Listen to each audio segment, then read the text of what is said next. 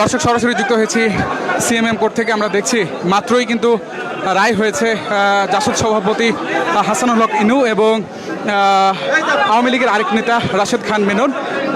আমরা জানতে পেরেছি যে ইনুর 7 দিনের রিমান্ড হয়েছে এবং এখনই কিন্তু বের করা হবে জাসদ সভাপতি হাসানুল হক ইনু, যিনি সাবেক তথ্যমন্ত্রী ছিলেন, এবং রাশেদ খান মেননকেও কিন্তু এখন বের করা হবে। তাদের রাশেদ খান মেননের 6 দিনের রিমান্ড এবং 7 দিনের রিমান্ড মঞ্জুর করেছে হাসানুল হক ইনুর 7 দিনের রিমান্ড মঞ্জুর করেছে আদালত।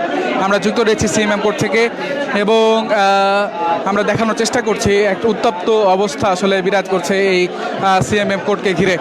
রাশেদ খান মেননকে নিউ মার্কেট থানার রিমান্ড শেষ করে এখন আদাবর থানার হত্যা মামলায় আবার 6 দিনের রিমান্ড, আর হাসানুল হক ইনুকে নিউ মার্কেট থানার মামলায় 7 দিনের রিমান্ড মঞ্জুর করা হয়েছে। রাশেদ খান মেননের একটা মামলায় এখন 6 দিনের রিমান্ড, সেটা হলো আদাবর থানায় মামলা, আর হাসানুল হক ইনু নিউ মার্কেট থানার মামলায় 7 দিনের রিমান্ড। থানার হত্যা মামলায় এই হাসানুল হক ইনু স্বৈরাচারের দোষর, তাকে রিমান্ড চাওয়া হয়েছিল 10 দিনের। বিজ্ঞ আদালত উভয় পক্ষের শুনানি শেষে 7 দিনের রিমান্ড মঞ্জুর করেছেন।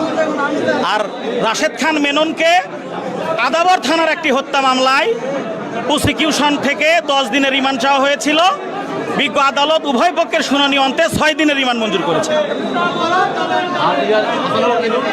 হাসানুল হক ইনু নিউ মার্কেট থানার হত্যা মামলায় 10 দিনের রিমান্ডের আবেদন করা হয়েছিল। বিজ্ঞ আদালত উভয় পক্ষের শুনানি শেষে 7 দিনের রিমান্ড মঞ্জুর করেছে। ধন্যবাদ।